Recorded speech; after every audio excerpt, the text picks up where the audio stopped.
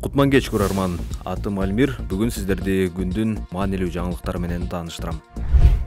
Бүтүн Кыргызстан фракциясынын лидери Адахан Мадумаровдун адвокаты Кубанычбек Туманов эл өкүлүнө жүрөктү текшерген убактылуу медициналык аппарат тагылганын билдирди. Адвокат 26 сентябрга караган түнү Мадумаровдун жүрөгү 4 жолу токтогону аныкталганын айтты. Ошондой эле жактоочу УКМКнын ооруканасында иштеген кардиолог Мадумаровго тез арада операция жасоо керектигин айтканын кошумчалады. Бирок биз ушул күнгө чейин Мадумаровду ооруканага чыгарып, ден соолугун карата албай жатабыз, деп билдирди Туманов. Ал арада саясатчыга козголгон кылмыш ишин тергөө аяктап, сотко өттү. Мадумаровдун ишин Бишкектин 1-май райондук соту карайт. Саясатчынын дагы бир адвокаты Юлия Богданова ишке жашыруун деген гриф коюлгандыктан эч кандай маалымат алуу мүмкүн болбой жатканын, эл өкүлүнө юридикалык жардам берүү оорлогонун айтты. Богданованын билдиришинче, Мадумаровдун колуна айыптоо актысы бүгүнкү күнгө чейин бериле элек. Жалпыга маалымдоо каражаттарында депутат Надира Нарматова саламаттык сактоо министри Алымкадыр Бейшеналиевден тууганын Мирсаид Миррахимов атындагы улуттук кардиология жана терапия борборуна жумушка орноштурууну суранып жаткан видеосу тарады.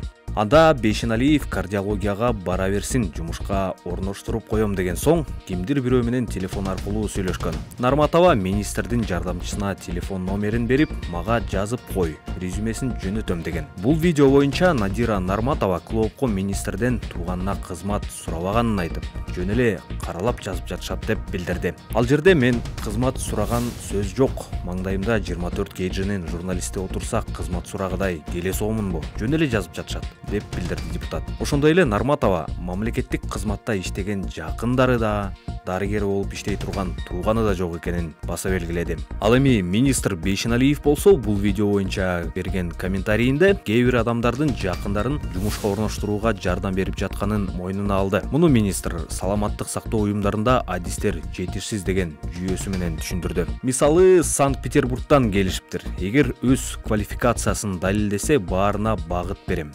Жаштарды кабыл алабыз.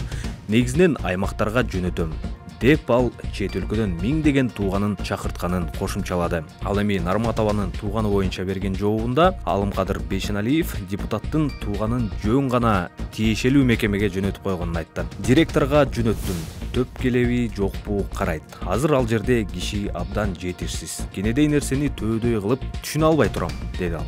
Министр оорукананын жетекчилиги кимди жумушка алып албоону өзү чечет деп белгиледи.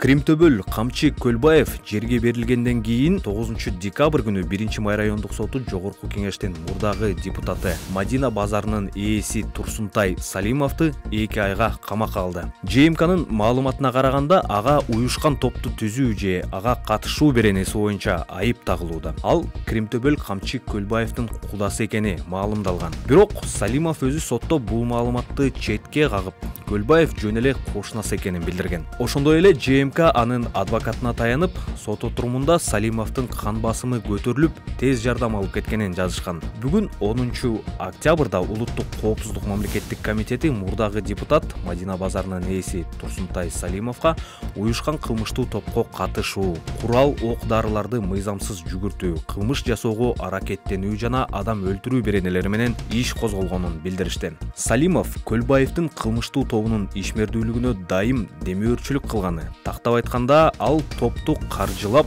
укук коргоо органдары, сот системасы жана башка мамлекеттик кызматтардагы коррупционерлерге пара берүү жолу менен жашоо тиричилигин жана жазадан кутулуу аракетин көрүп келгени аныкталды, деп билдирди атайын кызмат. Аны менен катар, Салимов мыйзамдагы уурунун жана анын кылмыштуу байланыштарын мезгил-мезгили менен өз керегине жана жеке кызыкчылыгына, атаандаштарын жана башка адамдарды коркутуу үркүтүүгө колдонгон деп баса белгиледи УКМК. Адвокат Шердор Абдыкапаров Бишкектин номер 1 тергөө абак жайында отурган аял кыйноодон улам өз жанын кыюуга аракет кылганын билдирди. Адвокат абактагы аялдын астма дарты бар экенин жана аны кыйнап тар бөлмөдө кармап жатышканын белгиледи. Жабырлануучунун эжеси дагы тергөө изоляторунда кыйноого кабылып, арка жону менен бөйрөк тушуна сокку жегенин билдирди. Жаза аткаруу кызматы аталган факты боюнча кызматтык иликтөө жүргүзүлүп жатканын кошумчалады. Ал эми жаза аткаруу кызматы аталган факты боюнча кызматтык иликтөө жүргүзүлүп жатканын маалымдады. Кызмат иштин башка чоо жайын билдирген жок.